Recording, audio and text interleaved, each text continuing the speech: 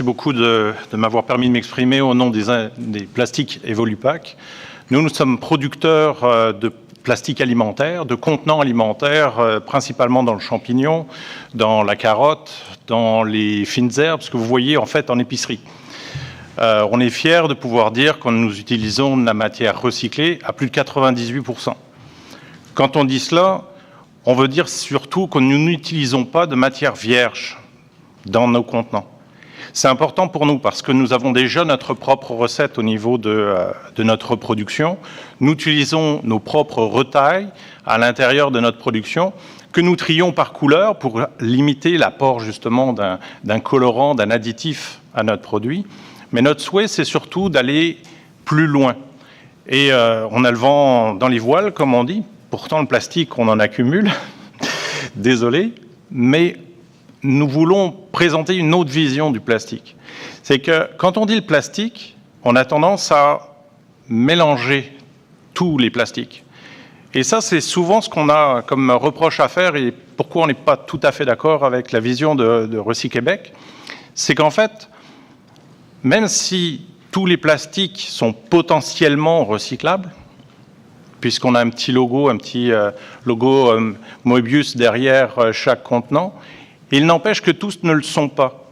Et que les principaux qui sont recyclés et recyclables sont le PET, qui est le numéro 1, l'HDPE, qui est le numéro 2, et bien souvent, on va dire le 6, le PS, ce qu'on utilise surtout le styromousse, etc. Ce qui est peu vrai finalement, puisque le styromousse se retrouve beaucoup dans les déchets usuels des familles. Pour nous, notre première vision, c'est sûr que nous avons une conception de l'avenir très positive, parce que nous voulons utiliser du recyclé. Nous investissons cette année puis l'année prochaine quelque chose comme 12 millions de dollars pour agrandir nos locaux à Saint-Jean-sur-Richelieu, mais également pour acheter de l'équipement moderne qui va nous permettre d'utiliser jusqu'à 20% de produits contaminés dans notre recette pour notre plastique. Autrement dit, on vient donner un petit coup de main au niveau des recycleurs qui, eux, leur matériel n'est pas toujours aussi propre qu'ils le souhaiteraient. Donc cette technologie qui existe déjà en Europe, finalement, on se l'approprie, nous, à Saint-Jean-sur-Richelieu, pour nos clients qui sont principalement au Québec et en Ontario. On utilise du PET, donc le plus recyclable. On a fait le choix d'aller vers cette démarche-là parce qu'on croit vraiment en l'économie circulaire. Mais quand on dit économie circulaire, ce qui me gêne beaucoup dans ce nouveau terme, c'est la notion, en quelque sorte, on va faire de l'argent avec nos déchets. Un peu ce qu'on disait dans les fins des années 70, début 80, où on disait on a de l'or dans nos poubelles. L'or n'a pas été, en fait, pour tout le monde. Quand on dit économie circulaire, économie, des entreprises comme la nôtre, nous allons perdre de l'argent en utilisant du recyclé. Parce que tôt ou tard, le recyclé va être très difficile à trouver. Le produit de bonne qualité se fera rare. Pourquoi ? Parce qu'il faut que les recycleurs investissent énormément pour pouvoir trier le matériel. Donc, économie circulaire, ça veut dire forcément que des industriels comme nous sommes prêts à faire notre part et perdre sur notre marge bénéficiaire pour aller vers des produits, de la matière première toujours recyclée. La vision que nous avons par rapport à cela, quand nous utilisons un petit peu, on voit le plan qui est prévu. Excusez-moi, c'est quoi cette petite ligne? Non, c'est parce que c'était juste pour l'écran. Allez-y. Excusez-moi. On voit qu'il y a des bons gestes qui sont posés. Je parlais d'économie circulaire. Le côté circulaire est le plus important. Le problème aujourd'hui avec Recyquebec, c'est qu'on met tous les plastiques dans le bac bleu. C'est un problème. Les gens ne savent pas ce qu'il y a vraiment de recyclable ou pas. Et ça encourage certaines personnes à mettre des logos derrière les contenants qui ne sont pas tout à fait vrais. Pas plus tard que ce matin, j'avais des contenants de ma compétition qui marquaient numéro 1, mais ce n'est pas du PET. Donc on a aussi un problème qu'il n'y a pas de vérification vraiment au niveau du produit utilisé. Donc, je pourrais mettre c'est recyclable et c'est 100% recyclé. Il n'y a aucun organisme qui va venir vérifier si j'ai raison ou si j'ai tort. Ça, c'est purement de la bonne volonté de l'industriel. Notre souhait aussi, c'est que l'on comprenne que la meilleure des choses, c'est que déjà le citoyen participe par un tri plus sélectif. Si on légifère et qu'on enlève du plastique ce qui est le moins recyclable et qu'on donne la chance un peu plus au PET, à l'HDPE, ben ça permettra justement d'avoir une matière qui sera suffisamment abondante pour les besoins, parce que ça a quand même une vie jusqu'à 7 fois, hein, on dit généralement qu'on peut le reproduire 7 fois dans l'alimentaire. Donc ça commence à nous donner de la matière qui a une certaine valeur intéressante, et puis qui vient enlever ce que nous avons dans nos centres de tri ou nos dépotoirs, parce qu'on peut aller chercher cette matière encore. Je parcours rapidement les notes que j'avais mis. Quand on dit souvent il y a des problèmes de connaissances, savez-vous que Costco, les grandes bannières des épiceries réclament du PLA? On nous en réclame énormément. Alors nos clients qui font du champignon, des carottes, des fines herbes nous disent as-tu du PLA, hein, ce plastique biodégradable? Mais on oublie que le biodégradable, ça veut dire quoi? Pour le PLA, c'est un plastique biodégradable dans des conditions industrielles. Il faut 60 degrés Celsius pour que ça se dégrade. Autrement dit, ça n'ira pas au compost. Monsieur et madame, tout le monde ne peut pas le faire. Il faut que ça soit fait d'une manière industrielle. Donc je pense que ça passe aussi par une éducation de la population. Il faut que les industriels comme nous fassions les gestes, que les recycleurs arrêtent de mettre tout ensemble et espérer qu'un jour un ciel bleu viendra. Je pense qu'on a vraiment tous notre part. Ce côté-là de l'économie circulaire, on est entièrement d'accord. On croit vraiment à l'avenir, puis ça nous réjouit de voir des commissions comme aujourd'hui, parce qu'on sait que chacun d'entre nous, on est capable d'apporter notre petite pierre. Donc voilà un petit peu le résumé des quelques notes que j'ai données ce soir. Merci beaucoup. Est-ce que membre de la commission, Mme Vodanovic? Je trouve ça très intéressant ce que vous faites et votre mémoire, très intéressant. Vous dites que la manière, ce qu'on fait maintenant, qu'on mélange tous les plastiques, c'est une erreur. Qu'est-ce que vous proposez? On parle de réduire déjà le plastique. Donc, à la place de dire on réduit le plastique, il faudrait réduire ce qui n'est pas recyclable. Il faut arrêter de mettre un logo derrière un plastique qui ne l'est pas vraiment ou qu'on n'a pas les moyens aujourd'hui. Recyc-Québec dit mettez tout au recyclage et puis quand on sera capable, on va faire le tri. Je pense que ce n'est pas la bonne méthode. Je pense que l'éducation de monsieur et madame tout le monde, de nous citoyens, passe par quelque chose de simple. Si on dit qu'on recycle que du 1 et du 2 et qu'on le met seulement dans le bac bleu, ben c'est plus simple aussi pour les recycleurs par la suite. En fait, ça ne sert à rien de les mettre pour les recycleurs qui finalement vont les remettre dans les centres, dans les dépôts. Ça va. Madame Vodanovic? Oui, j'ai juste une autre question. Oui. Où est-ce que vous vous approvisionnez votre matériel en ce moment?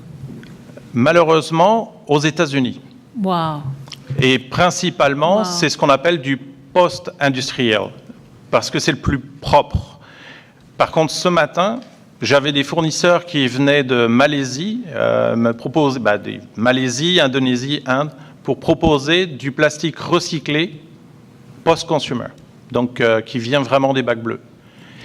On me dit que le plastique du Mexique, qui était courant d'avoir du recyclage du plastique venant du Mexique, on me dit que le Mexique ferme ses frontières parce qu'ils s'autosuffisent et que leur plastique, maintenant, ils arrivent à le récupérer. Mais nous, au Québec, on n'est pas capable. OK. Merci. Rapidement, un autre...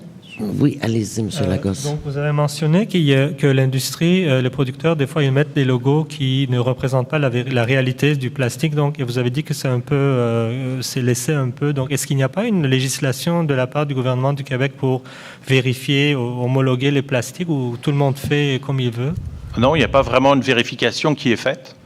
On peut mettre le logo qu'on veut derrière un contenant. Ça, c'est au bon vouloir de la personne. Et n'oubliez pas que c'est un logo qui va simplement signifier que c'est potentiellement recyclable. Ça ne veut pas dire que ça vient de matériaux recyclés. OK. Nous vous remercions. Merci beaucoup. Monsieur René Fournier.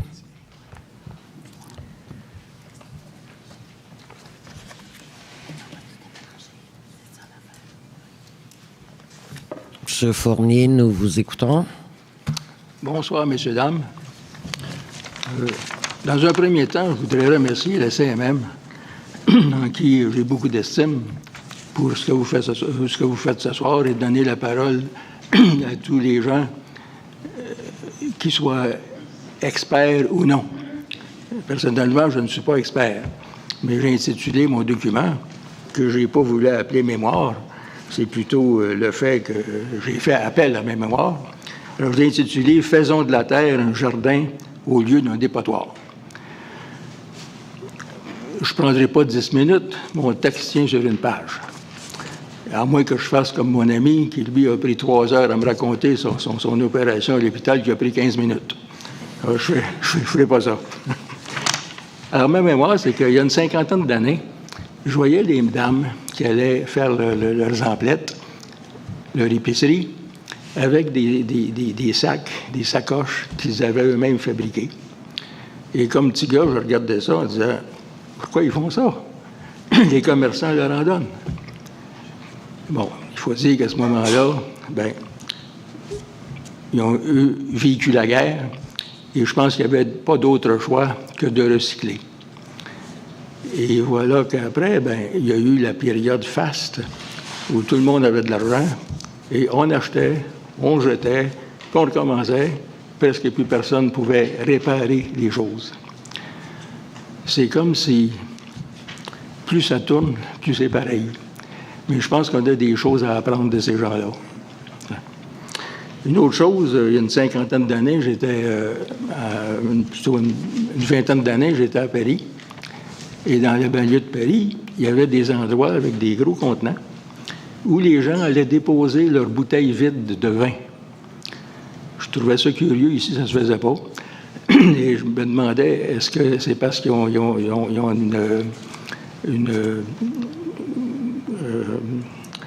comment on appelle ça? Un dizaine de remise, là. Une consigne, voilà. Et il a dit non, on fait ça bénévolement. Et j'ai trouvé ça brillant. Plusieurs années après, ici, on a eu le bac bleu, dans lequel on met tout le plastique, le papier, le verre, etc. Et je me suis dit, ouais, c'est une bonne idée. Sauf que quand je voyais arriver le camion, je mettais ça, versais le bac bleu dans le camion, compressais tout ça dans l'intérieur du camion, et ça se peut pas que le verre ne puisse pas se briser. Ouais. Par après, il y a sans doute eu des tris. On a trié toutes ces choses-là. On a fait des ballots de papier qu'on essaie en tout cas d'envoyer, qu'on a essayé d'envoyer en Chine, qui maintenant qui sont refusés. Mais comment voulez-vous qu'ils puissent fonctionner avec du papier lorsqu'ils sont pleins de copeaux de verre, de parcelles de verre? Alors, c'est simplement ma mémoire, et non pas la mémoire, qui m'a fait faire ça. Je termine en disant que, comme la nature a cette faculté de se régénérer à l'infini, pourquoi? C'est parce qu'elle a cette faculté de recycler à l'infini. Et si la nature n'a pas besoin de nous, nous, on a sacrément besoin de la nature. C'est ça. Alors, faisons de la terre un jardin au lieu d'un dépotoir, et je vais laisser aux experts pour trouver les façons de faire pour essayer de corriger et d'améliorer ce qu'on fait déjà. Merci. Je n'ai pas pris votre 10 minutes, comme vous avez dit. Non, je vais demander tout de suite aussi à un membre de la commission qui souhaiterait poser une question. Monsieur Parenteau. Selon vous, comme citoyen, si on retournait on séparait à la source le verre, le papier et le plastique, comme on le faisait dans les années 80, est-ce que vous croyez que ça augmenterait le recyclage, parce que du moins la qualité, mais est-ce que ça augmenterait l'adhésion des citoyens vers le recyclage ou ça serait un frein, selon vous, parce qu'on garde ça, des fois on garde ça simple parce qu'on veut que les gens adhèrent. Selon vous, comme citoyen, pensez-vous que ce sera un frein? Ça ne sera pas un frein pour revendre les choses, par exemple. Et si on est capable de faire de l'argent avec, c'est le nerf de la guerre qu'on dit, mais ça enlève tous les freins. OK, c'est ça. Autres questions et ou commentaires? Ça va? Merci beaucoup. Merci, au plaisir, et continuez votre travail. Merci Bon beaucoup travail. d'être venu, monsieur. Plaisir, Très, madame. très sage. Merci. Du Conseil des entreprises en technologie environnementale du Québec, M. Martin Dussault et M. Jean-François Pelchat.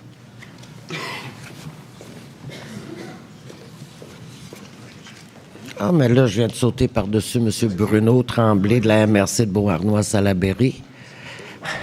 Excusez-moi. M. Tremblay, est-ce que vous êtes ici? Voilà. Je m'excuse, messieurs. M. Tremblay, la parole est à vous. Alors, écoutez, au nom de la MRC Beauharnois-Salaberry, Bruno Tremblay, maire de la ville de Beauharnois, ville un peu orpheline de la MRC au sein de la MRC, au sein de la CMM, mais pour laquelle notre mémoire a été présentée à l'ensemble des 7 villes de la MRC et pour lesquelles tout le monde y a adhéré.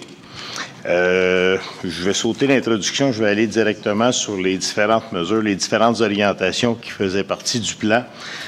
Pour vous donner la position de la MRC, donc concernant l'orientation 1 sur le respect de la hiérarchie des 3 RVE en mettant l'emphase sur la réduction à la source et le réemploi, nous suggérons plutôt une application plus rigoureuse du règlement et de la réglementation sur la valorisation qui vise l'ajout des nouveaux produits à tous les 2 ans, ce qui était prévu à l'origine par le gouvernement du Québec et dans sa politique québécoise, mais qui malheureusement a battu de l'aile au fil du temps. Donc, nous demandons également une plus grande collaboration entre les organismes responsables, que ce soit Recyc Québec, Éco-entreprises, Recyc Média, etc., et les entreprises pour la réduction des quantités de contenants à emballage et imprimés. Pour y parvenir, nous croyons qu'il est important de miser sur une campagne d'information et de sensibilisation menée par les organismes responsables auprès des entreprises, fabricant et mettant en marché des produits de consommation, transférant ainsi davantage vers cette filière de l'industrie la responsabilité de la gestion des matières résiduelles. Par cette approche, on compte bien les encourager à changer et repenser leur emballage pour que ceux-ci soient récupérables. Et quand j'ai entendu le premier intervenant, je crois qu'on a encore beaucoup de chemin à faire sur cette position. Concernant de hausser les tarifs des entreprises qui mettent des contenants, emballages et imprimés en fonction du degré de recyclabilité des matériaux utilisés, pour nous, c'est que nous demandons que les organismes responsables du régime de compensation travaillent en collaboration avec les entreprises pour les informer et les sensibiliser sur les matériaux utilisés et d'encourager par une modernisation des centres de tri, le développement d'innovations technologiques et la création de débouchés sur les matières sortant des centres de tri. D'autre part, afin d'éviter de pénaliser certaines entreprises qui mettent en marché des contenants, emballages et imprimés ayant un degré élevé de recyclabilité, il est suggéré d'appliquer une éventuelle hausse des tarifs aux entreprises dont les produits possèdent un faible taux potentiel de recyclabilité. Ainsi, il est donc recommandé de ne pas appliquer cette hausse uniformément à l'ensemble des entreprises. On croit qu'effectivement, il y a des entreprises qui font des efforts considérables pour être juste éco-responsables, pendant que d'autres se contentent de mettre un petit logo bien innocent sur leur contenant. Sur la réduction même des plastiques, nous demandons d'attendre que des mesures aient été identifiées avant de demander au gouvernement du Québec d'implanter des mesures de réduction et de recyclabilité des plastiques. Les gouvernements du Québec et du Canada devraient également procéder à l'analyse des facteurs d'origine de la présence des déchets plastiques dans l'environnement et miser sur des développements et l'application d'un programme d'information, de sensibilisation, d'éducation auprès de la population. De plus, tout emballage fait de matière plastique devrait être muni d'un logo de recyclage, soit de 1 à 7. Et sur ce volet-là, ben gars, qu'est-ce que vous voulez? Donc, étant un consommateur du Canadian Tire, combien d'emballage et de suremballage au niveau des produits qu'on peut acheter dans ces magasins-là et qui ne comportent aucun logo. Donc, tu es pris avec le matériel, tu dis, je le fous à la poubelle, je le mets-tu dans le recyclage, il va-tu servir à de quoi? Donc, c'est un peu vers ça qu'il faut se questionner et il est important, je pense, de modifier tout cet emballage-là pour s'assurer justement d'une recyclabilité étendue. Concernant l'orientation 4, qui est d'optimiser les activités de récupération, de recyclage et de valorisation en place afin d'améliorer la qualité et la quantité des matières récupérées. Donc, on dit qu'il est impératif que le gouvernement du Québec élimine certaines aberrations, comme par exemple le fait qu'un contenant d'eau ne soit pas assujetti au même système actuel de consigne, alors qu'une bouteille de boisson gazeuse, elle l'est en partie, que ce soit par la consigne ou autre. D'autre part, l'amélioration et l'harmonisation des deux systèmes doivent favoriser avant tout les bouteilles de vin, qui constituent une grande proportion du verre déposé dans les bacs de récupération. L'élargissement de la consigne doit être appliqué à ce type de contenant, sans quoi les objectifs de récupération ne pourront être atteints.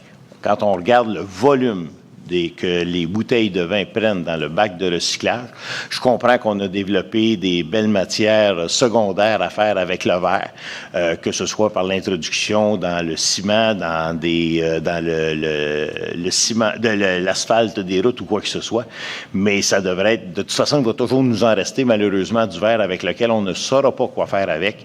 Il sera toujours temps de l'utiliser à l'intérieur de ça, sauf qu'actuellement, je trouve qu'on essaie de se libérer un peu facilement en disant faites-le là-dedans. Je pense que le verre doit être réutilisé, comme on le fait d'ailleurs pour la bouteille de bière.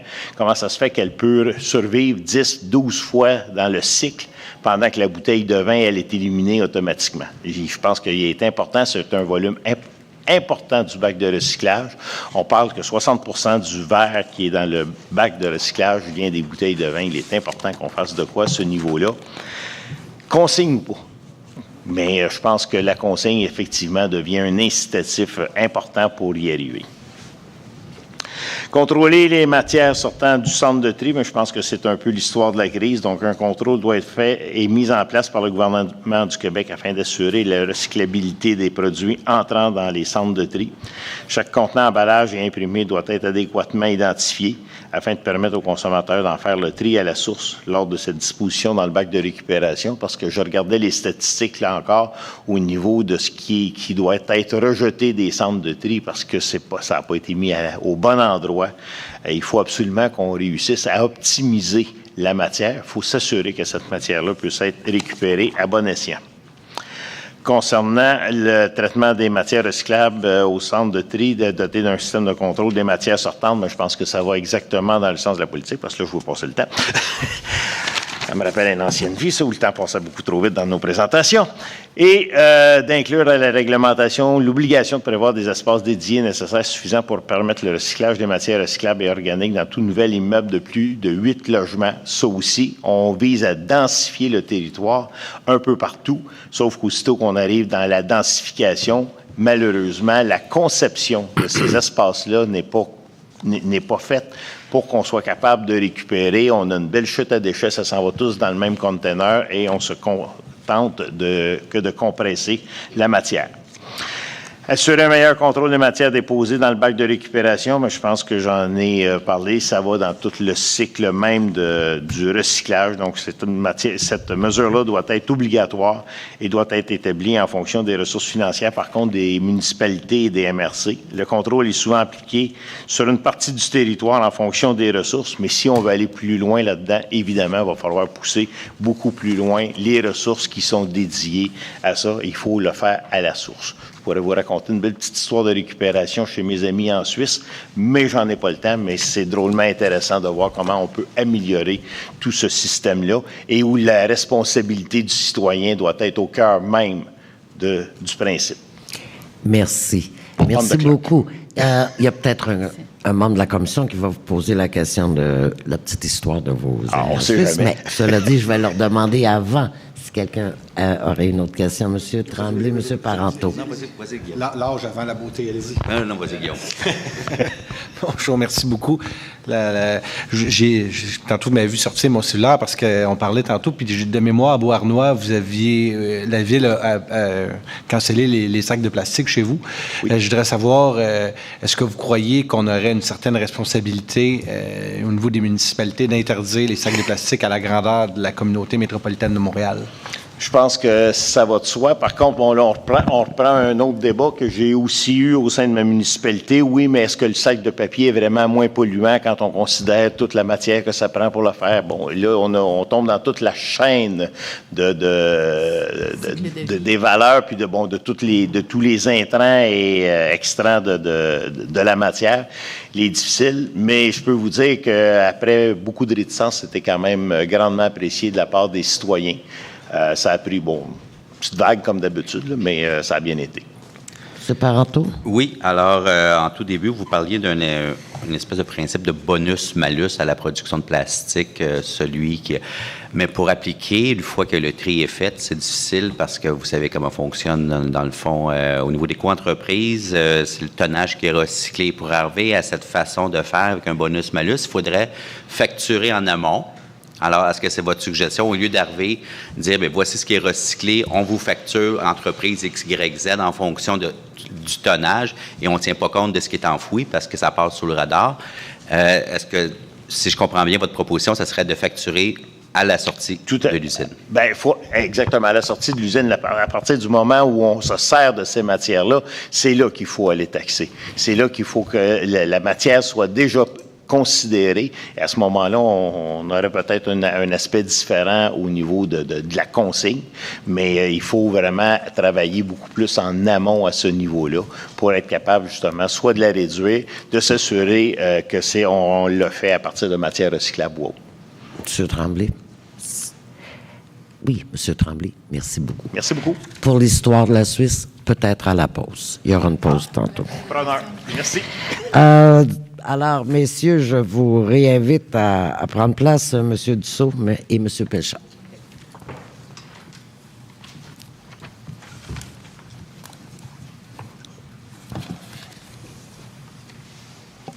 Nous vous écoutons. Allons-y. Alors, bonsoir, mesdames et messieurs, membres de la commission.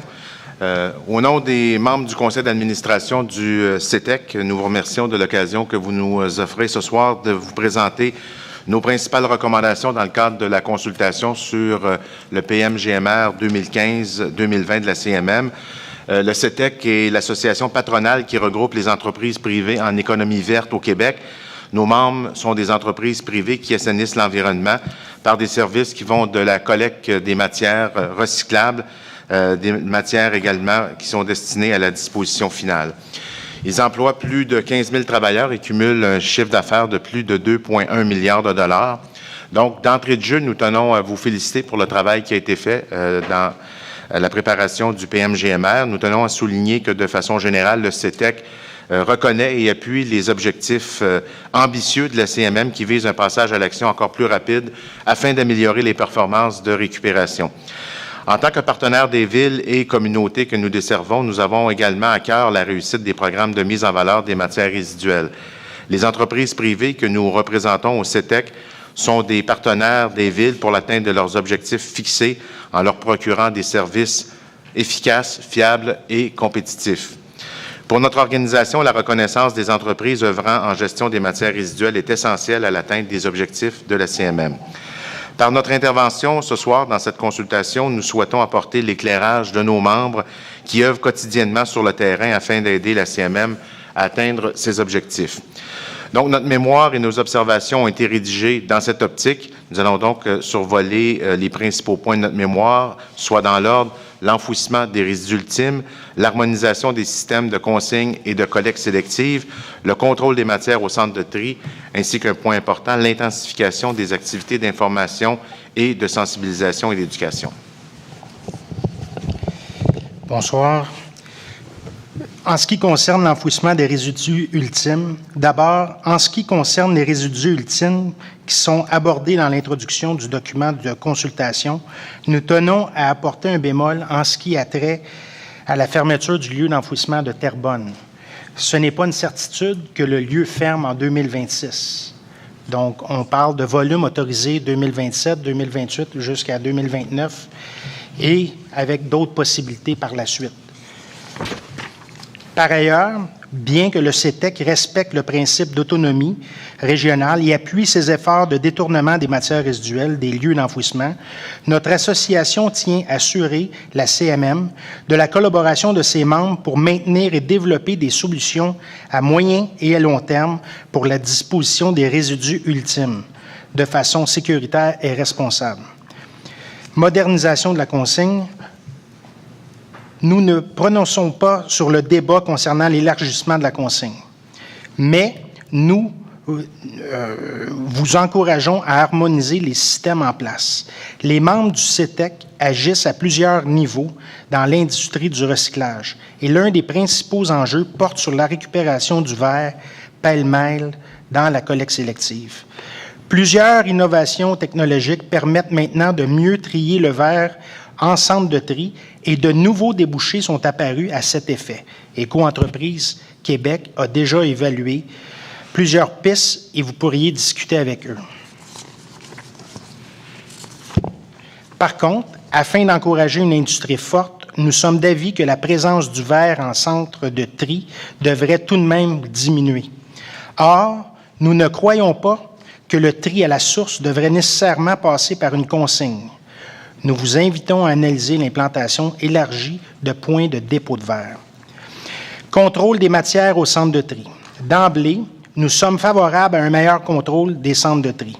Cela permettrait, entre autres, de débusquer des exploitants peu scrupuleux qui utiliseraient une façade de centre de tri, par exemple, pour gérer un centre de transbordement ou de transfert. Pour ce qui est de l'implantation d'un système provincial de contrôle demandé par la CMM, nous vous suggérons de prendre en considération les disparités régionales dans vos représentations auprès du ministère de l'Environnement. Une certaine souplesse est à prévoir afin de tenir compte des différentes réalités régionales. En effet, selon la région, les différents débouchés peuvent être différents.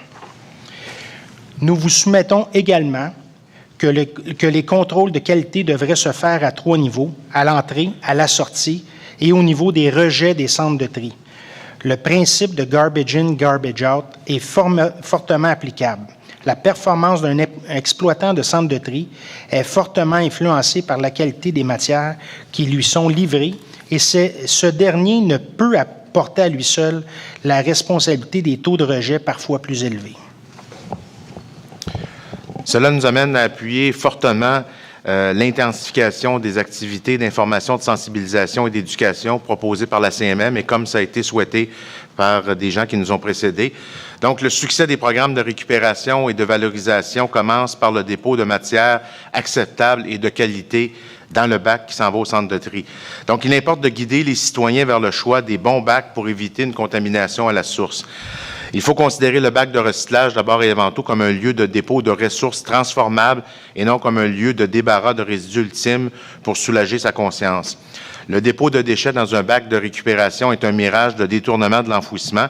Cela constitue, selon nous, un détour coûteux autant sur le plan économique que sur le plan environnemental. Donc, une véritable bataille à la contamination des bacs de récupération doit être lancée et les membres du CETEC seront vos alliés.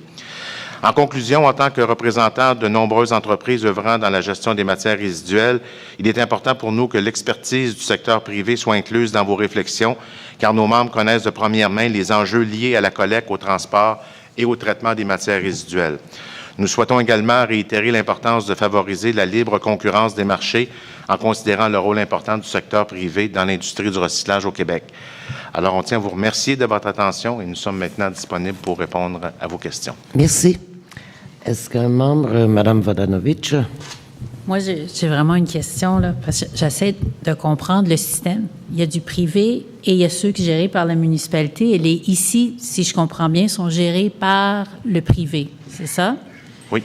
Alors, là, vous parlez qu'il y a quand même du transbordement, qu'il y a du municipal qui se charge des ici. Pouvez-vous, parce que vous parlez ici, cette municipalisation de la desserte des ici limite la libre concurrence des marchés privés pourtant équipés pour traiter ce type de matière? Parce que vous dites que la matière d'ici contamine le recyclage résidentiel. En tout cas, moi, je ne comprends pas. Pouvez-vous me l'expliquer? OK. Généralement, actuellement, il y a déjà des programmes de recyclage en place dans le privé. Donc, le privé offre déjà un service qui est offert au ICI.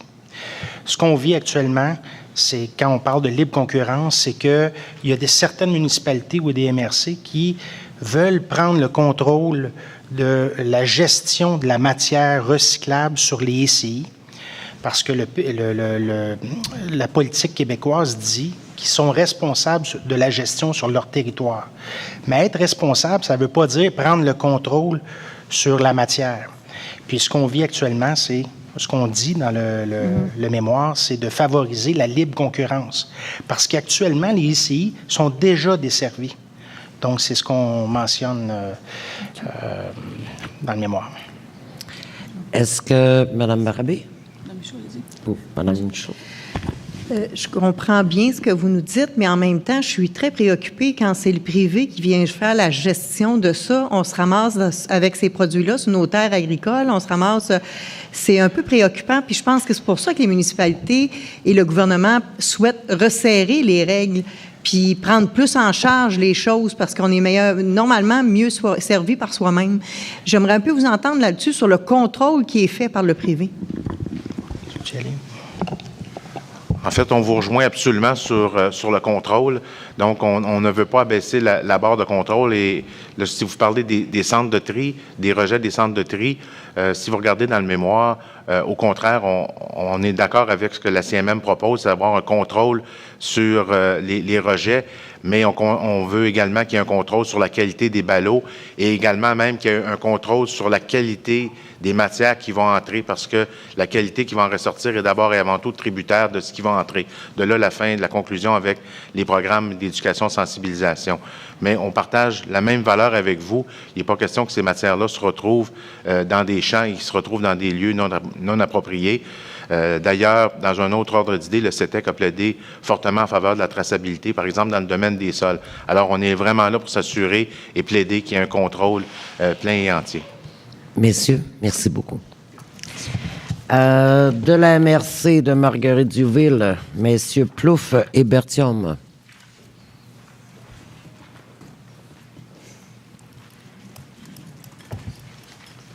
Alors, bonsoir, mesdames, messieurs.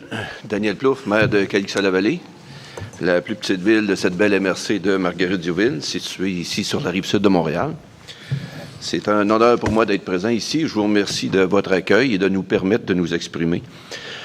Si je vais dans un bref résumé de les actions qui ont pu se faire chez nous à la MRC de Marguerite-Duville, je vais essayer de faire ça vite. On a juste 8 minutes. Je suis accompagné de M. Sylvain Berthiaume, notre directeur général. Il sera en mesure, s'il y a des questions pointues, de répondre allègrement à vos questions. Déjà, depuis le début des années 90, on a mis en place un service de collecte des matières recyclables. On a créé une escouade verte en 2001, 2006, un programme de réduction de volume, un bac roulant par adresse, puis on n'acceptait pas les surplus. On a eu une collecte de déchets aux 2 semaines. En 2008, un règlement qui a interdit le dépôt des résidus domestiques dangereux et des matières recyclables et des résidus verts dans les déchets. Ensuite, 2009, premier éco-centre, les matières recyclables, les matériaux secs et les résidus domestiques dangereux, c'est là qu'ils devaient être acheminés. 2011, deuxième éco-centre.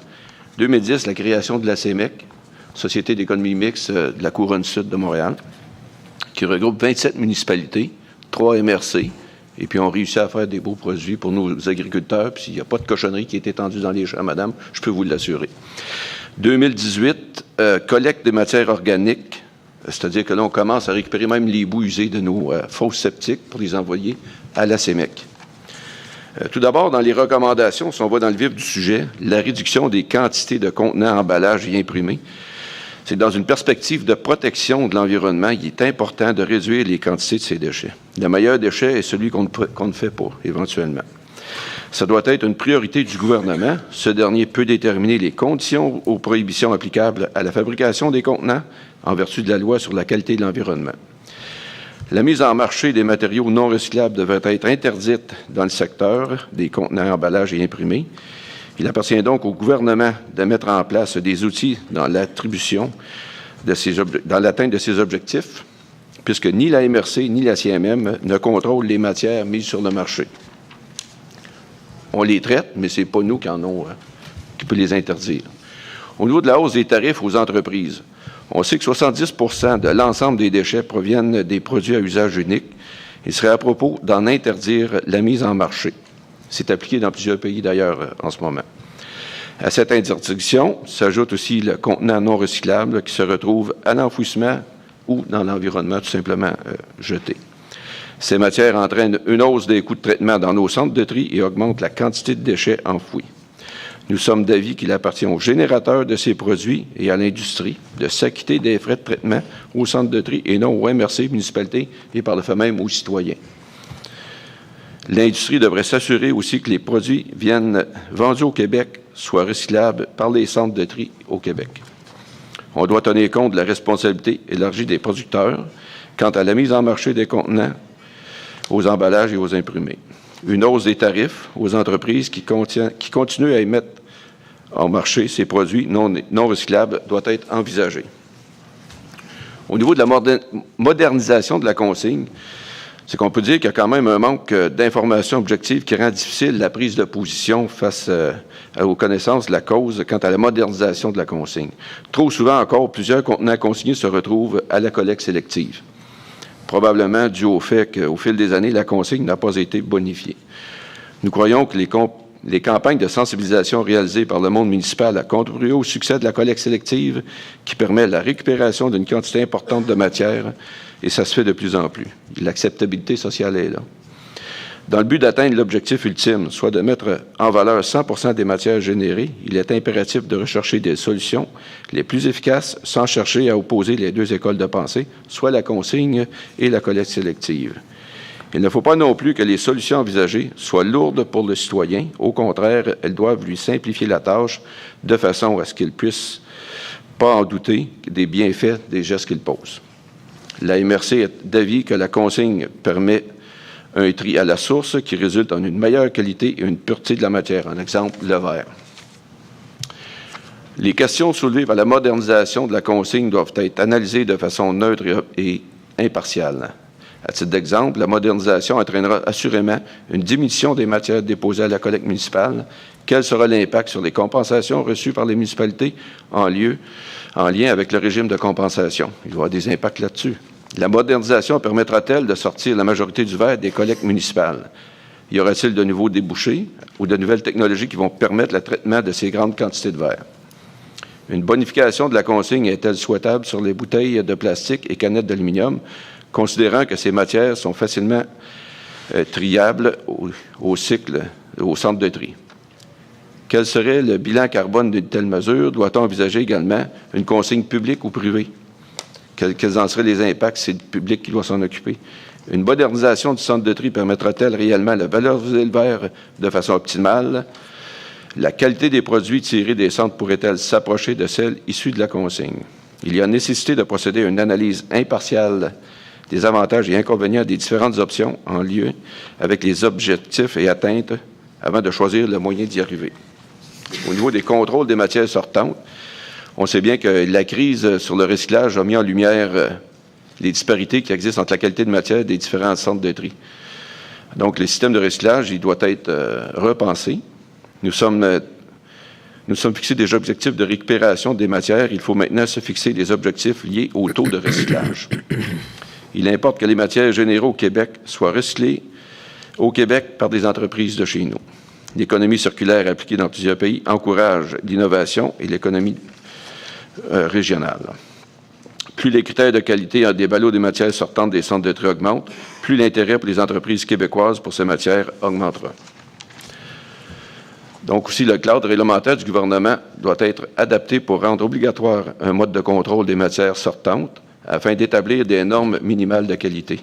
La MRC est d'avis que le gouvernement doit obliger les centres de tri à un standard de qualité des produits sortants. Intensifier les activités d'information et sensibilité et l'éducation. Il ne faut pas voir ça comme une dépense, mais il faut voir ça comme un investissement.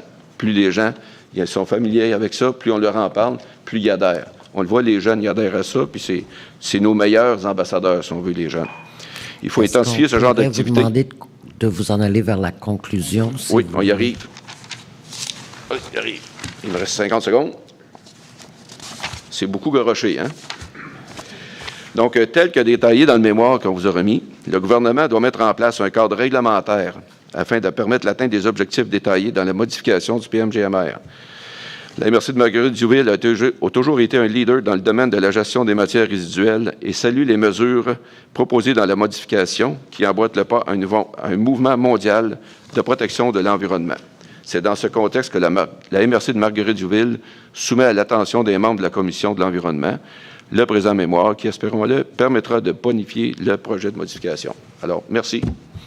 Regardez, c'est parfait. On a vraiment 2 petites minutes pour poser des questions. Madame Barabé. Merci beaucoup pour votre mémoire. J'en profite pour vous remercier. Je suis allée visiter l'usine de biométhanisation qui fait partie de tous vos efforts que vous avez énumérés là, pour l'environnement. La nouvelle usine à Varennes. Et Boucherville, maintenant, va pouvoir déposer ces matières là-bas. On est très heureux. Alors, bravo pour tous ces efforts-là. Là, vous parlez de plusieurs choses à faire. Interdire certaines matières non recyclables, interdire tout ce qui est usage unique, faire une consigne publique et ensuite faire des études neutres. Il y a beaucoup de choses à faire. L'information, la sensibilisation, l'éducation, tout ça.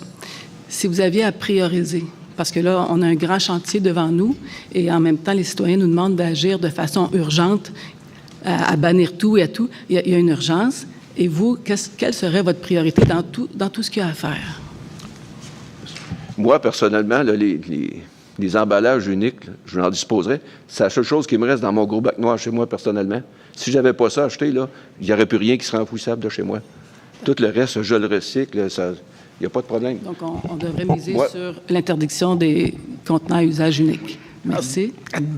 Et dans l'ensemble, je résumerais les propos de M. Plouffe en disant il faut sensibiliser, il faut responsabiliser les entreprises qui mettent en marché les produits en question.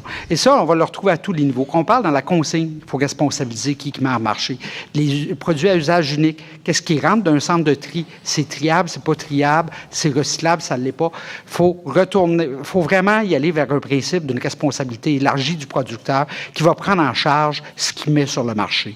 Et je pense qu'on va régler un paquet de problèmes à partir du moment qu'on s'en va sur ce principe-là. Par contre, ça prend l'aide de l'État. Ce n'est pas la CMM seule qui peut le faire. C'est surtout pas une MRC seule qui peut le faire. Oui. Merci beaucoup. Mesdames, Messieurs les commissaires, bonsoir. Merci de nous donner l'opportunité de participer à la consultation publique initiée par la Commission de l'environnement de la Communauté métropolitaine de Montréal. Je présente Marc Lavigne, préfet suppléant de la MRC de la Vallée du Richelieu et maire de la municipalité de Saint-Charles-du-Richelieu. Je suis accompagné de M. Léo Fradette, conseiller à la gestion des matières résiduelles à la MRC de la Vallée du Richelieu. D'entrée de jeu, nous vous soulignons que la MRC est très préoccupée par la gestion des matières recyclables sur son territoire et plus particulièrement par les événements que nous avons vécus au cours des derniers mois et que nous ne voulons pas revivre.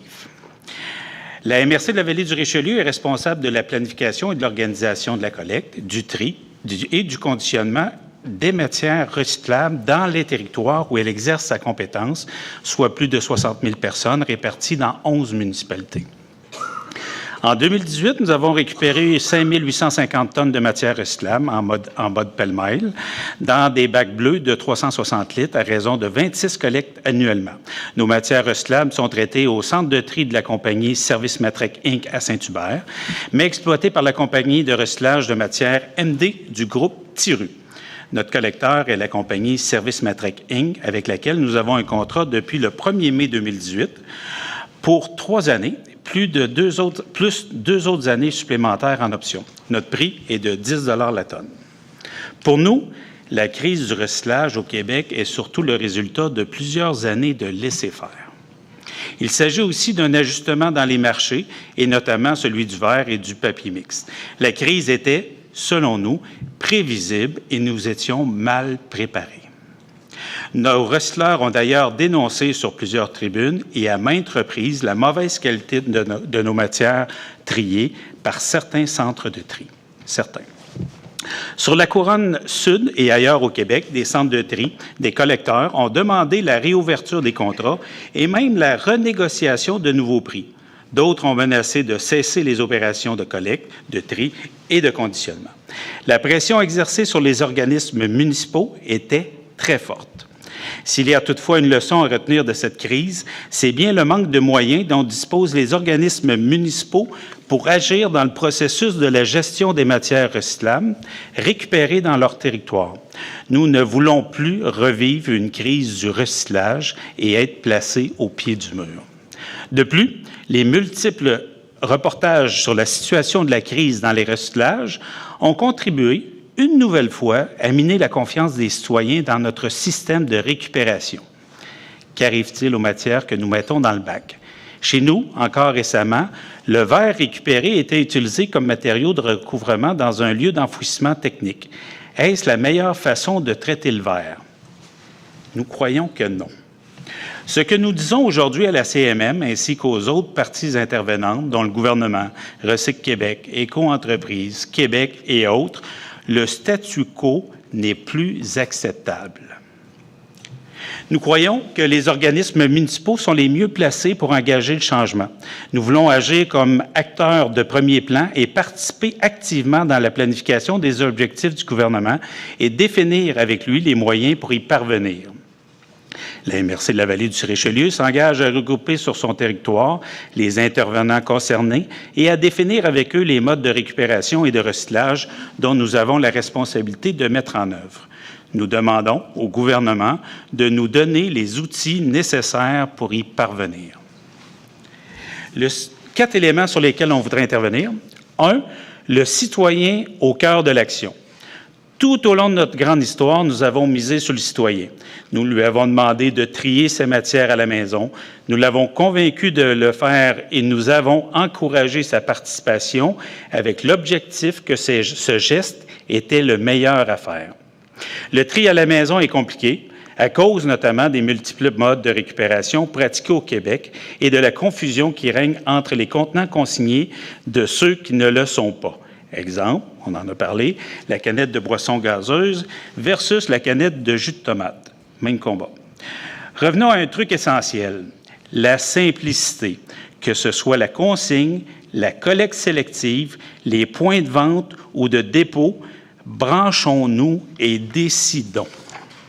2, renforcer et étendre la responsabilité des entreprises jusqu'à la fin du cycle de leur vie, de leurs produits. Jusqu'à la fin du cycle de vie de leurs produits. Le système mis en place pour responsabiliser les entreprises a démontré que ces dernières n'assument pas entièrement la responsabilité des produits qu'elles mettent en marché. Des produits sont conçus et mis en marché sans s'assurer de leur recyclabilité s'ils sont récupérés ou recyclés. La MRC de la Vallée du Richelieu est d'avis que le gouvernement doit renforcer et étendre la responsabilité des entreprises, eu égard à leur emballage, de la conception jusqu'à la fin du cycle de vie de leurs produits. Cette responsabilisation contribuerait également à réduire l'utilisation de contenants, emballages et imprimés. Alors, si vous me demandez par quoi on devrait commencer là. 3, le Québec doit se doter de normes minimales de qualité et fixer des taux de valorisation des matières qui sortent des centres de tri. La qualité des matières triées est encore aujourd'hui au centre de tout le débat entourant la recherche de débouchés pour nos matières recyclables. Certains centres de tri n'ont pas les équipements appropriés pour produire de la qualité et le taux de rejet demeure élevé. Ils ne parviennent pas à trouver de marché pour leurs matières. Les entreprises de recyclage établies au Québec doivent participer à l'élaboration des critères permettant aux centres de tri d'écouler en priorité leurs matières triées. Un système de pointage ou un processus de reconnaissance de la qualité des matières triées pourrait être institué. Un système de veille en recherche et développement sur les marchés contribuerait certainement à l'amélioration de l'industrie de la récupération et du recyclage et possiblement anticiper les crises, voire l'émergence de nouveaux débouchés. 4e point, la modernisation de la consigne. Le débat sur les produits consignés versus les produits récupérés par l'entremise de la collecte sélective est un vieux débat. Mais il polarise tout le Québec. Nous croyons que le gouvernement devrait agir en bon père de famille et finalement trancher le débat. Merci beaucoup. Merci beaucoup. Est-ce que M. Parenteau a une question? Alors, merci pour le mémoire. En fait, ma question, vous avez dit quand même beaucoup de choses au niveau de la qualité. Bon, on reconnaît l'urgence d'agir dans vos propos. Vous parlez beaucoup de veille sur l'innovation, les débouchés potentiels, mais aussi vous parlez de qualité au niveau des centres de tri. Est-ce que c'est souvent ça, puis le gouvernement devrait, là? Alors, sans le dire, vous avez parlé, selon moi, de Recyc Québec. Comment voyez-vous Recyc Québec et son rôle dans ce que vous avez dit? En fait, ceux qui sont passés devant nous l'ont effleuré un peu. C'est clair qu'au niveau des municipalités puis des MRC, c'est assez limité ce qu'on peut faire. Ce qu'on a besoin, c'est d'une direction du gouvernement, de dire où on s'en va et qu'est-ce qui est accepté puis ce qui n'est pas accepté. Puis après ça, on s'assurera de l'appliquer au niveau local ou régional. Mais tant aussi longtemps dans le système actuel, si on ne sait pas où on s'en va, ça ne nous aidera pas. Léo va aussi m'aider sur le service à la clientèle. Alors, Léo, si tu as quelque chose à ajouter. Un des principaux rôles de Recyc Québec, il y a encore la partie développement des marchés, recherche et développement des nouvelles technologies. Je dirais que c'est pas normal, mais disons que ce qu'on a vécu là, dans la dernière année, les 2 dernières années, le fait qu'on se ramasse avec des matières qui sont mal triées, puis encore une fois, ça ne touche pas tous les centres de tri. Parce que les centres de tri là, qui ont vu venir ou qui ont senti que les marchés tombaient, ils ont commencé à améliorer leur tri. Puis la question s'est déjà posée dans le passé, là, les 10, 15, 20 dernières années. Est-ce qu'on doit investir chez le citoyen ou dans les centres de tri pour avoir une meilleure qualité? Et ça a toujours été dit que les centres de tri, ils ont maintenant beaucoup plus de moyens de trier leur matière. Les débouchés sont là. Il faut travailler avec les recycleurs. On ne peut pas les ignorer. C'est eux qui reprennent les matières. Une autre question rapidement, M. Tremblay. Rapidement, j'aime bien la phrase « Nous croyons que le gouvernement devrait agir en bon père de famille ». Maintenant, je suis le bon gouvernement et je vous appelle pour avoir votre opinion sur la consigne sur la bouteille de vin. Qu'est-ce que vous conseilleriez au gouvernement? Je vais mettre mon chapeau de maire parce qu'au niveau de la MRC, vous avez compris qu'on ne réussit pas à faire consensus et c'est un peu partout pareil. Et si on continue à consulter et à faire étude par-dessus étude, on n'arrivera pas plus à quelque chose, on va rester divisé. Moi, si on me pose la question, je suis très à l'aise avec la consigne et la consigne a sa place à côté du recyclage, la même chose. Mais oui, allons de l'avant et on s'organisera avec les détails après. Merci. Merci beaucoup. Messieurs, merci. Vous avez tranché un bon père de famille. Je dirais ça à mes enfants. Merci. Merci beaucoup. Merci. De la MRC de Roussillon, messieurs Chaput et Ouellette. Oui, vous êtes là tous les deux.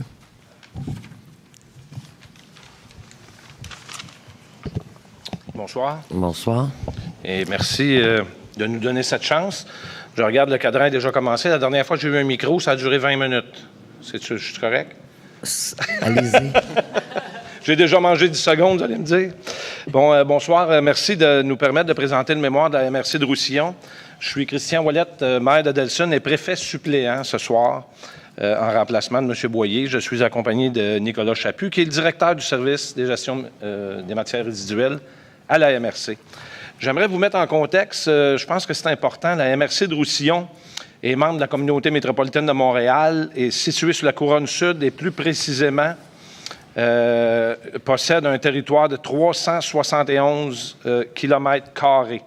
Son territoire est principalement constitué de 11 municipalités que je vais vous nommer: Candiac, Châteauguay, Delson, La Prairie, Léry, Mercier, Saint-Constant, Saint-Isidore, Saint-Mathieu, Saint-Philippe et Sainte-Catherine, avec une population de près de 180 000 personnes en 2019, ce qui fait de la MRC de Roussillon la plus grosse MRC au Québec. La MRC s'inscrit tant dans une dynamique socio-économique propre à la Rive-Sud de Montréal ainsi qu'à la région métropolitaine de Montréal. Elle est constituée de 2 principales agglomérations urbaines, celles des pôles ouest et est de son territoire, et de 4 noyaux urbains à caractère rural. Cette composition reflète bien les deux milieux physiques fort différents présents sur le territoire. Un milieu urbain en bordure du fleuve Saint-Laurent et un vaste arrière-pays de type agricole. Depuis 1995, près de 25 ans, la MRC a compétence en ce qui a trait à la gestion des matières résiduelles sur son territoire. Au cours de la dernière année, la MRC a fait face à des enjeux majeurs en gestion de matières résiduelles. Comme vous le savez, on n'était pas seul. On a subi, nous aussi, les conséquences du resserrement des critères du marché chinois pour l'importation des matières recyclables, entre autres en subissant des pressions pour ouvrir notre contrat qu'on possédait avec un partenaire privé responsable de ces matières recyclables-là. En constatant impuissant qu'une certaine proportion des matières recyclables collectées sur notre territoire, était mise en ballot et entreposée, sans être triée par le fournisseur de services. Il faut que je fasse une parenthèse de mon collègue de la MRC de la vallée du Richelieu qui dit qu'il paye 10 $ la tonne, alors que nous, on est allé en appel d'offres, on est à 135 $ la tonne, une augmentation de 201 %. C'est vraiment pas drôle. Certaines municipalités aussi du territoire ont été contraintes à mettre fin à leur contrat avec des centres de tri de résidus de construction qui ont été inscrits au registre des entreprises non admissibles au contrat public et pour certaines, il est difficile de trouver d'autres fournisseurs capables de fournir de tels services. Dans le cadre de la consultation publique sur le projet de modification du PMGMR, la MRC est heureuse aujourd'hui de vous déposer un mémoire au nom de ces 11 municipalités. La MRC de Roussillon tient à souligner les efforts déployés par la CMM et tient à mentionner son soutien à l'esprit de cette démarche et au contenu général du projet de règlement. Notamment, la MRC souligne son accord pour responsabiliser davantage les entreprises qui mettent en marché les produits, d'avoir des lois et des règlements plus contraignants et l'intensification, naturellement, des activités d'information, de sensibilisation et d'éducation. Ce document présente les réflexions régionales et vise à attirer votre attention sur des éléments que nous suggérons d'intégrer dans le futur projet. Donc, suite à nos consultations et nos réflexions locales, M. Chaput vous présentera à la commission ici un résumé des 6 recommandations que la MRC propose à la CMM. Considérant le temps qu'on a, puis les présentations qu'on a eues plus tôt, je vais essayer de me concentrer sur les éléments peut-être un peu plus nouveaux, les éléments qu'on juge peut-être plus importants de notre côté. Grosso modo, on a parlé de la consigne tout à l'heure, c'est des genres de dossiers qui apportent beaucoup de passion et de vigueur. On doit actuellement choisir différents chantiers majeurs qui vont nécessiter beaucoup de temps et d'énergie. Et en tant qu'organismes municipaux, en tant que citoyens, en tant que tous les paliers de gouvernement en tant que tel, on a tous une quantité d'énergie, d'argent et de temps qui restreint. Donc, on doit prioriser les différents dossiers qu'on fait face. Et dans certains cas, on semble constater qu'on n'a pas nécessairement l'information nécessaire, neutre et accessible pour prendre des décisions, notamment sur le dossier de la consigne. Donc, nous, ce qu'on suggère, premièrement, c'est de recommander au gouvernement, quand ils vont prendre des décisions majeures sur des dossiers, par exemple, comme la consigne, de s'assurer d'avoir des informations qui sont neutres, qui sont déjà accessibles. Il faut seulement les compiler, s'assurer qu'on puisse avoir un porteur, puis d'avoir un aperçu global qui va permettre de décider sur quel chantier qu'on veut plancher dans les prochaines années. Si la consigne, qui on dit qu'il va avoir les impacts les plus importants sur l'économie, l'environnement social, go, allons-y. Mais peut-être qu'il y en a d'autres et peut-être qu'il faut falloir prioriser ces éléments-là et on doute actuellement qu'on a l'information pour pouvoir faire les meilleurs choix. Deuxièmement, on a mentionné, au niveau des centres de tri, c'est un enjeu très important là, dans la couronne sud et pour la MRC de Roussillon. Donc, il y a différentes solutions qui ont été apportées là, dans le projet de PMGMR, donc qu'on souligne, c'est parfait. Nous, on souligne le fait aussi qu'il y a des modèles de centres de tri suite à la crise du recyclage qui ont vécu la crise différemment. Donc, Montréal, la Couronne-Sud, on l'a vécu plus durement que d'autres régions au Québec. Donc, ce qui nous fait nous questionner à savoir, il y a peut-être des modèles qui sont plus performants que d'autres. Donc, là, actuellement, il y a beaucoup d'argent qui est débloqué par le gouvernement pour moderniser les centres de tri, trouver des débouchés, tout ça pour les matières. On se questionne à savoir, y a-t-il une priorisation que le gouvernement pourrait faire pour organiser, dans le fond, ces subventions-là, non pas seulement subventionner en ayant différents programmes de subventions qui sont à la limite un peu improvisés, mais d'avoir un plan match pour vraiment investir dans ces infrastructures-là, s'assurer que ça soit, qu'on ne travaille pas seulement en silo, mais qu'on travaille sur un projet vraiment régional à la hauteur du Québec. Donc, sinon, des éléments comme l'économie circulaire, comme la responsabilité élargie du pays producteur qui a été mentionné plus tôt, pour lequel on encourage, on a dans la mémoire, on a différentes solutions, différentes idées qu'on apporte ou qu'on voudrait préciser dans cette avenue-là. Également, on a mentionné tout à l'heure qu'on a des enjeux aussi dans la région au niveau des résidus de construction. Donc, c'est un élément aussi majeur qui est pas présentement très abordé dans le projet de révision du PM-GMR. Donc, on vous suggère peut-être de regarder aussi à ce côté-là. Un élément, nous, qu'on a souligné, c'est au niveau il y a un registre actuellement pour les entreprises non admissibles au contrat public qui vient affecter nos municipalités qui sont tributaires d'un fournisseur qui n'était pas unique, mais qui était très majeur, en fait, dans la région. Fait qu'on suggérait peut-être de revoir le fonctionnement de cet organisme-là pour voir comment on pourrait trouver des solutions, à la fois, oui, pour les matières recyclables qu'on a abordées abondamment, mais toutes les autres matières qui sont moins présentes dans le projet actuellement de révision du PM-GMR. Merci beaucoup. C'est un 20 minutes qui a passé très, très vite. Oui. Très, très vite. Est-ce qu'il y a un membre de la commission qui aurait une question? Madame Vodanovic. Oui. Moi, j'ai une question. Vous avez dit deux choses. Vous vouliez plus d'études. C'est un peu le contraire de celui qui aimerait qu'on tranche. Vous voulez étudier la question, mais en même temps, vous dites que l'information est déjà disponible.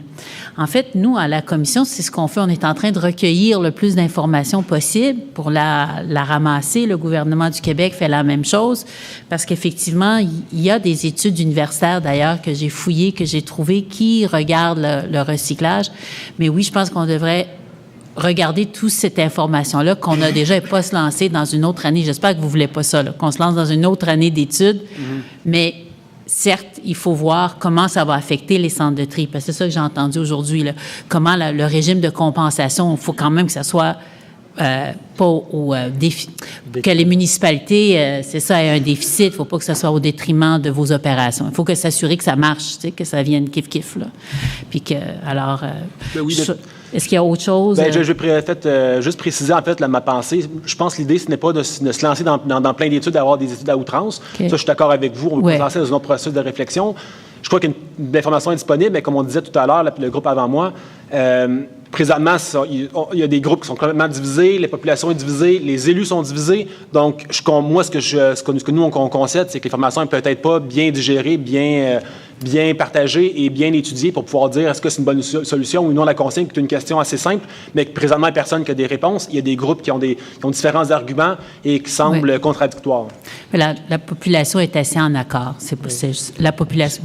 Si je peux me permettre, la table des préfets de la Couronne Sud a organisé vendredi, il y a quelques semaines, un beau débat sur les matières résiduelles. La majorité des élus à qui j'ai parlé sont sortis soit avec la même opinion ou ils ont changé d'opinion. C'est vrai qu'on est toujours en position de décision, mais est-ce qu'on a de l'unanimité? Non. Quand on parle d'études, juste peut-être pour vous donner un petit aperçu, oui, un petit aperçu, si on décide de taxer nos entreprises à la sortie de l'usine, donc on va taxer, on va les responsabiliser, mais qu'est-ce qui arrive avec le commerce international, qu'est-ce qu'on reçoit par des États-Unis, d'Europe? Eux ne seront pas taxés, donc nos entreprises québécoises vont être pénalisées financièrement. Donc, est-ce qu'on va favoriser le commerce international? Bien, c'est un peu des questions comme ça qu'on dit que je pense qu'il faut se pencher dessus. Et on va laisser la question sur la table à ce moment-ci, mais en la notant. Merci beaucoup. C'est très clair. Merci beaucoup. Merci. De la MRC Rouville, M. Jacques Ladouceur et M. Étienne Rousseau.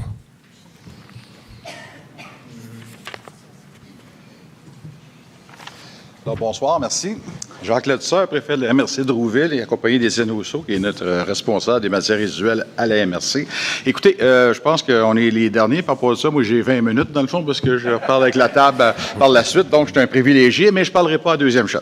Bon, écoutez, la mémoire, vous l'avez eu. On ne répétera pas 45 000 fois les mêmes objectifs. La seule chose que j'aimerais vous dire, c'est que vous êtes les représentants de la CMM de 82 municipalités. Et il faut se donner les moyens de nos ambitions aussi. Donc, quand le PMGMR va sortir, les objectifs et les actions qui vont être dans ce PMGMR-là, il faut qu'ils soient capables d'être atteints par toutes les municipalités. Nous, on est 8 municipalités dans notre MRC, il y en a 2 seulement dans la CMM. On parle de 10 000 personnes sur 35 000. Donc, nos capacités financières, nos ressources humaines sont quand même limitées. Lorsqu'on ne peut pas faire du mur à mur avec les matières recyclables et on peut pas dire qu'est-ce qui est bon à Montréal est bon à Richelieu, qu'est-ce qui est bon à Laval est bon. Ça dépend des lieux physiques, l'urbanisation, la densité. Il y a beaucoup de facteurs qui fait que là, on a parlé beaucoup, on a focusé beaucoup sur la consigne du verre, consigne, pro-consigne, pas de consigne. Je pense qu'on a dérivé complètement le sujet. Mais qu'est-ce qui est bon en refaisant le PMGMR, c'est qu'on a soulevé des questions. Effectivement, notre ami Christian vous a parlé qu'on a fait une rencontre à la table des préfets de la Couronne-Sud et il y avait des pro-consignes. On a vu les deux côtés, puis moi, je suis plus mélangé. Je peux pas dire que la consigne, c'est-tu bon? La consigne, c'est pas bon. Les deux, je crois, font partie de la solution. Puis c'est à nous à regarder. Mais la première chose qu'on doit se souvenir, c'est que les municipalités, c'est quoi le rôle de la municipalité? Moi, je considère que le rôle de la municipalité, c'est de récupérer au maximum les biens qui peuvent être recyclés. Mais une fois qu'ils sont récupérés, on n'a pas grand main mise là-dessus pour savoir qu'est-ce qu'on fait. Présentement, on nous dit que 60 % d'un bac bleu s'en va à l'extérieur du pays. C'est un non-sens. On s'en vient avec le concept d'économie circulaire.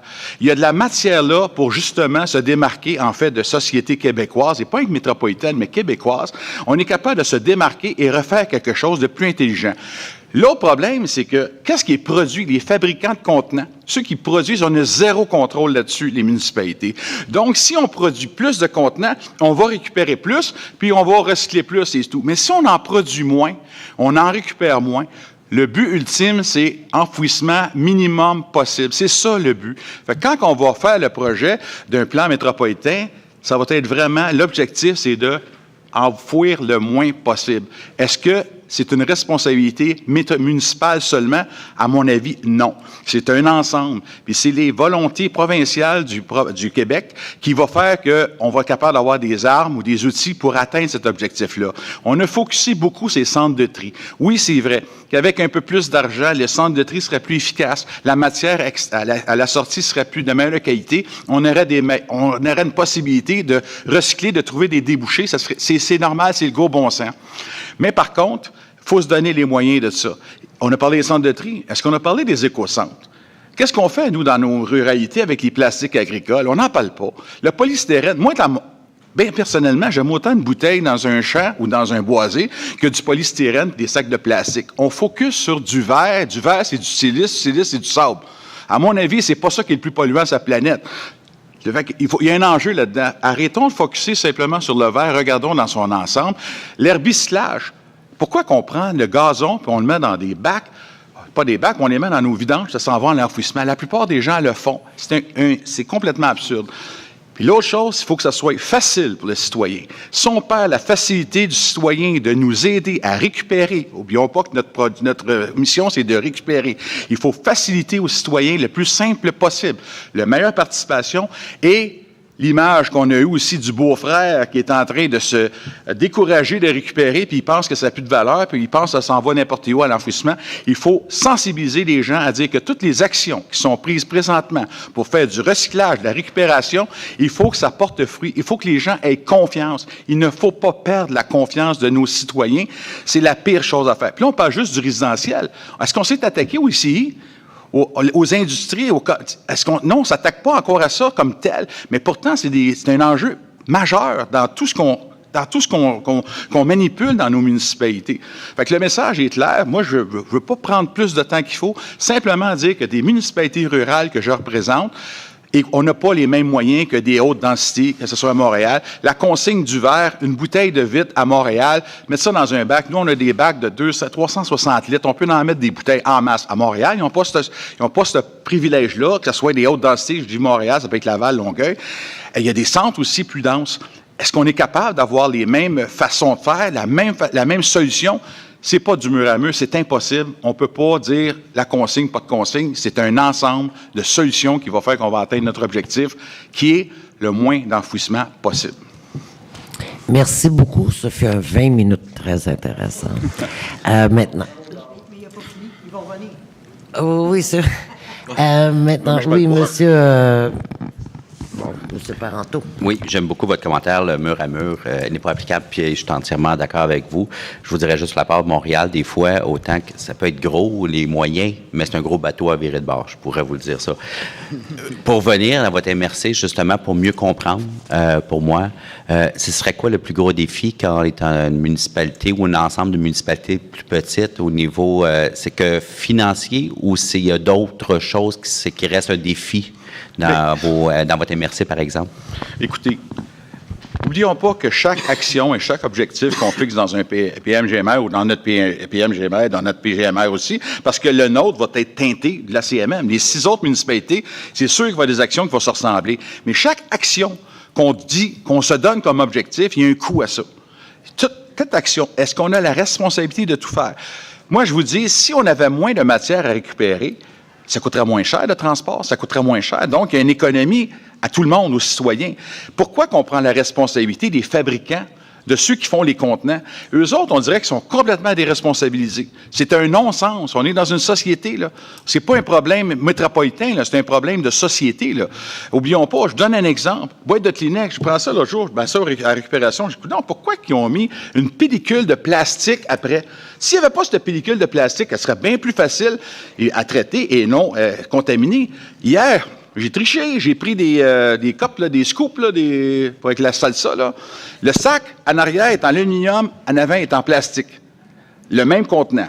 Qu'est-ce que je fais avec? Je le mets dans le recyclage, mais déjà, il est comme contaminé. Il y a 2 éléments dans... Fait que les fabricants, c'est l'éco-conception, là. Il faut sensibiliser l'éco-conception des fabricants et leur dire, écoutez, là, puis la meilleure façon de sensibiliser les fabricants, c'est le portefeuille.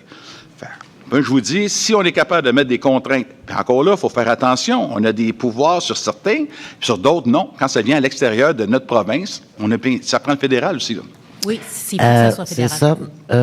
Est-ce que Mme Vodanovic, vous avez une question?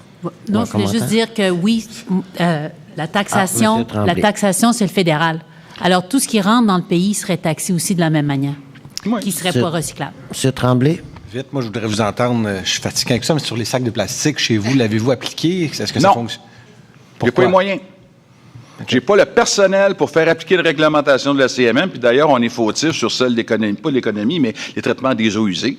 On n'est même pas capable de faire l'inventaire des dentistes, des garages, des restaurants. On n'a pas le personnel pour. Puis en plus de ça, on n'a pas la capacité, pas intellectuelle, parce qu'on n'est pas des niaiseux, mais je veux dire, à un moment donné, tu sais, ça prend quand même une expertise et on ne l'a pas. On tente de faire un partenariat avec des villages et des villes voisines pour le faire. On veut le faire, mais on est limité. On est dans le... On va dire qu'on est dans le recyclage jusqu'ici, là. Fait qu'on a de la misère à respirer présentement. Puis c'est pas parce qu'on veut pas, parce qu'on peut pas te donner le moyen de nos ambitions. Bon, merci. OK. Ça va, M. Ladouceur, vous restez là? Merci, Étienne, d'avoir parlé. T'es très bon, Étienne. Je pourrais juste dire, pour le commentaire de M. Tremblay, il y a l'autre ville, l'autre municipalité qui fait partie de la CMM a adopté un règlement interdisant les sacs de plastique. Ça va bien? Non, justement, parce qu'ils ont adopté un règlement, mais il n'y a personne qui l'applique. C'est beau. Merci. Monsieur Thierry Larrivée, maintenant, on est à la table des préfets et des élus de la Couronne-Sud. Juste pour le contexte. Alors, nous vous écoutons. Donc, c'est nous qui avons l'immense responsabilité de maintenir votre niveau d'attention pour le dernier 10 minutes de la soirée. Donc, pour le rappel, en fait, la Couronne-Sud, c'est un des 5 secteurs de la CMM qui représente la moitié des municipalités de la CMM qui touche 6 MRC. Toutes les MRC ont déposé un mémoire ce qui témoigne là, de l'importance accordée à cet enjeu-là. Nous aussi, on voulait amener notre grain de sel. D'ailleurs, avant toute chose, la Couronne Sud souhaite saluer le travail là, effectué par la Commission et rappeler qu'on souscrit entièrement à l'esprit de cette démarche-là. Évidemment, on entend cependant contribuer activement à la discussion et apporter soulever certaines zones d'ombre, proposer certaines pistes de solutions.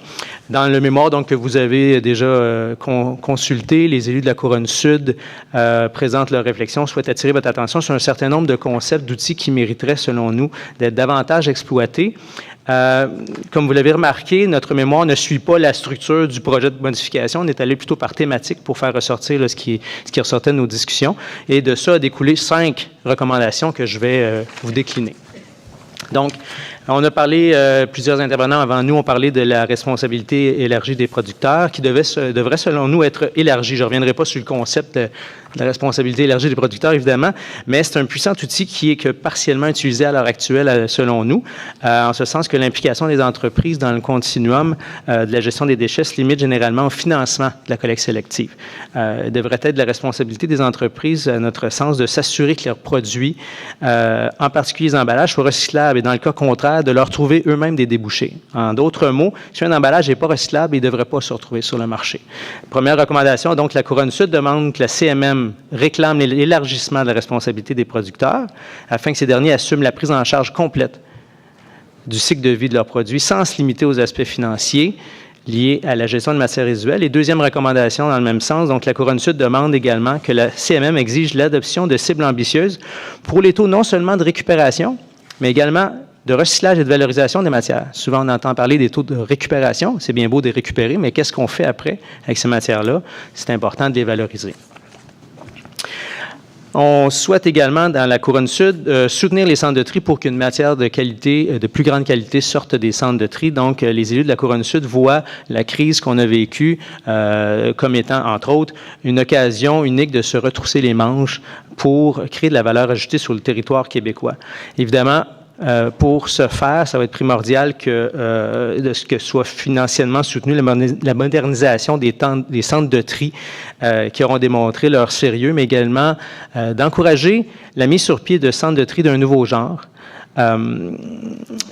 gérés par la collectivité, qui contribueront à faire en sorte que les municipalités ne soient plus à la merci du secteur privé. Le concept d'économie circulaire, à notre sens, ne pourra jamais s'ancrer dans la réalité si les règles dans lesquelles évolue la récupération et le recyclage des matières recyclables au Québec ne changent pas. Donc, découle la troisième recommandation. La Couronne Sud demande que la CMM interpelle le gouvernement du Québec pour que celui-ci soutienne financièrement la création de centres de tri plus performants à la fine pointe de la technologie afin d'assurer la qualité de matières sortantes, mais également dans le but de permettre aux centres de tri de remplir pleinement leur rôle dans un contexte souhaitable d'économie circulaire dont on a parlé tantôt d'autres intervenants. Et nous aussi, on a souligné cet enjeu-là. Et à cet effet, on trouve que la réduction de l'empreinte environnementale et le bien-être des collectivités va passer par une sorte d'autosuffisance en matière de gestion des déchets, en matière de gestion des matières résiduelles, en ce sens qu'on doit cesser d'exporter nos déchets, qui sont en fait nos ressources, et ailleurs, et créer davantage de valeur ajoutée en sol québécois. Ce concept, il porte un nom, c'est l'économie circulaire. Malheureusement, il s'agit encore largement que d'un concept. Alors, en ce sens, quatrième recommandation de la Couronne Sud, on demande à la CMM que la CMM s'adresse au gouvernement pour que soit adoptée une politique nationale de l'économie circulaire qui permettra d'appuyer de manière significative et réelle les municipalités et les MRC qui souhaitent s'engager dans cette voie. Vous avez compris qu'on arrive à la cinquième recommandation. Ça ne serait pas complet si on ne parlait pas de la consigne. Donc, la consigne et la collecte sélective, plusieurs intervenants en ont parlé. Le débat a monopolisé une partie des discussions des derniers mois. Ce qui est malheureux de constater, c'est que plusieurs commentateurs ont opposé l'un et l'autre, la consigne et la collecte sélective, alors que selon les élus de la Couronne Sud, en majorité, ce sont des systèmes qui sont plutôt complémentaires. Donc, évidemment, on souscrit aux objectifs de hausser les taux de récupération et la qualité des matières qui sortent des centres de tri, mais plusieurs élus de la Couronne Sud n'ont pas le sentiment d'avoir en main toute l'information pour endosser une quelconque modification au système de consigne en place au Québec. Et manifestement, bien humblement, on constate que le gouvernement actuel se trouve à peu près au même endroit, puisqu'ils ont formé récemment un comité d'action pour la modernisation de la récupération et du recyclage, qui travaille présentement à déterminer des mesures permettant d'accroître la performance actuelle du système. Donc, 5e recommandation, qui viendrait en complément des recommandations qui vont découler de ce comité, c'est que la Couronne Sud demande à la CMM, que la CMM réclame que le gouvernement du Québec octroie un mandat à une université afin que soient étudiés les avantages et les inconvénients de l'élargissement de la consigne pour les municipalités, notamment en termes financiers. Et la Couronne Sud souhaite également que cette étude détermine le type de consigne qui serait souhaitable, public, privé, pour les différents contextes et les différents types de matières. Merci. M. Tremblay, suite à la question de tantôt, on parle des sacs de plastique. Personnellement, c'est en train de se disparaître par elle-même. On se rend compte, chez nous à Richelieu, que des sacs de plastique, il y en a de moins en moins utilisés dans tous les commerces. C'est une volonté, donc, il y a un changement de culture dans notre société. Mais si on avait un combat à faire, je pense que ce serait sur les bouteilles de plastique d'eau potable, qui est un non-sens. On fabrique 1 mètre cube d'eau, ça nous coûte $1 pour 1 mètre cube d'eau. Embouteiller 1 mètre cube d'eau coûte combien? Le transporter, ainsi de suite, c'est un non-sens. Juste le transport qui crée des GES, là, c'est faramineux. C'est un contenant qui sert absolument à rien. C'est un marketing. Il faut sensibiliser les gens. Quand on parle de consigne du verre, je vous le dis, on est à plus mélanger que d'autres choses. Pourquoi? Parce que les deux parties, pro-consigne et non pro-consigne, avaient des arguments intéressants. Ça prendrait une étude vraiment impartiale, qu'on arrive avec l'information concrète pour justement pas perdre la confiance du citoyen et savoir où on s'en va. C'est un must, un gros must. Merci. De la Commission, M. Elagos. Merci beaucoup pour vos présentations. J'avais une question. Vous avez mentionné de la création d'une politique nationale d'économie circulaire. Est-ce que c'est possible de détailler très rapidement en quoi ça consisterait selon vous? C'est simplement que dans les discussions qui ont eu lieu sur la Couronne Sud, les élus, ça revenait souvent qu'il y avait une responsabilité qui est partagée entre les différents paliers, entre le gouvernement du Québec, les municipalités, les entreprises, etc. À notre sens, une politique qui viendrait du gouvernement du Québec serait dotée, bien évidemment, de moyens financiers qui viendraient avec ça et d'orientation, d'objectifs à atteindre qui permettraient de donner une vision à long terme sur la gestion de nos matières résiduelles au Québec. Les MRC, les municipalités qui souhaiteraient s'engager là-dedans de manière positive, proactive, pourraient à ce moment-là compter sur l'appui de cette politique-là pour encadrer leur action. Merci. Autre question? Peut-être en complément d'information. Quand on parle d'économie circulaire, comme Thierry a dit tantôt, c'est vraiment un concept, là. On pense à ça, être capable de recycler, de réutiliser. Un exemple qui ressemble un peu à l'économie circulaire, on a parlé tantôt aujourd'hui, même la présidente Valérie Plante est venue visiter aujourd'hui la CEMEC, qui est un centre de biométhanisation. C'est un genre de concept d'économie circulaire. On prend des matières putricibles, au lieu de l'envoyer à l'enfouissement, qu'est-ce qu'on fait avec? On génère un gaz, du méthane, et on peut même le bonifier, en faire vraiment un gaz naturel et l'envoyer dans le système gaz métro.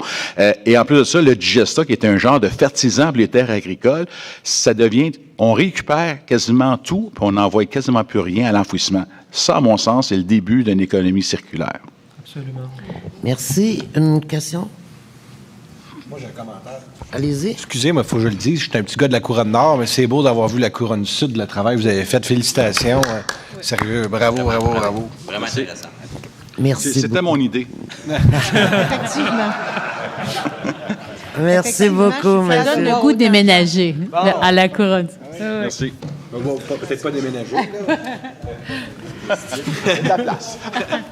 Il nous reste peut-être un petit quelques minutes, 5-10 minutes. Si il y a des gens qui ont assisté à la soirée et qui souhaiteraient à ce stade-ci poser des questions.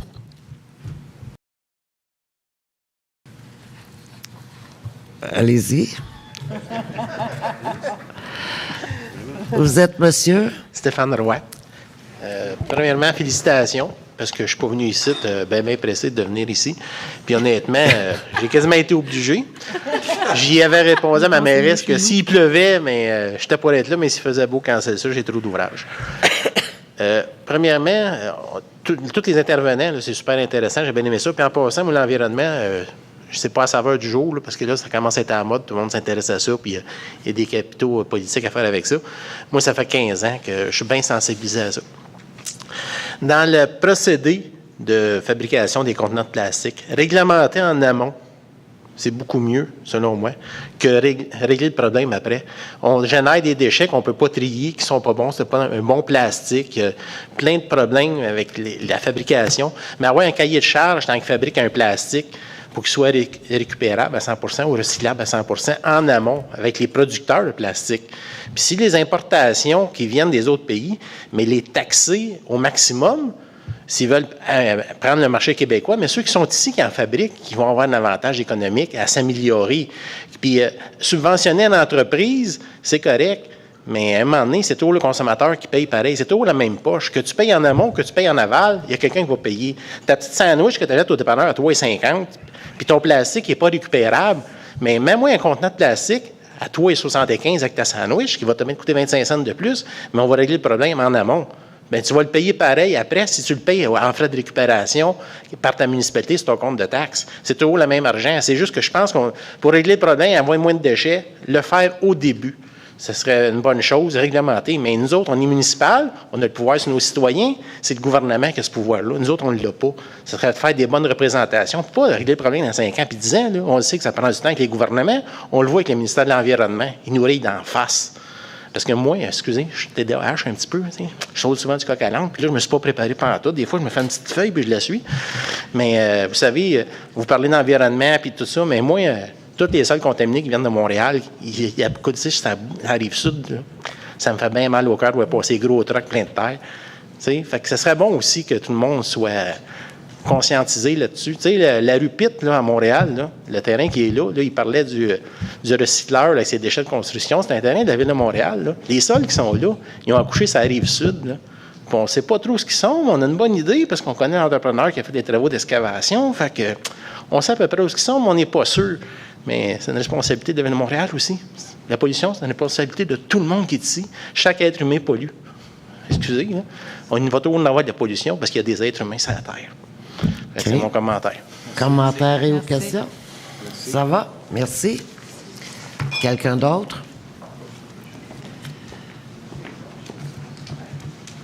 Deux petits commentaires, encore plus courts que les premiers.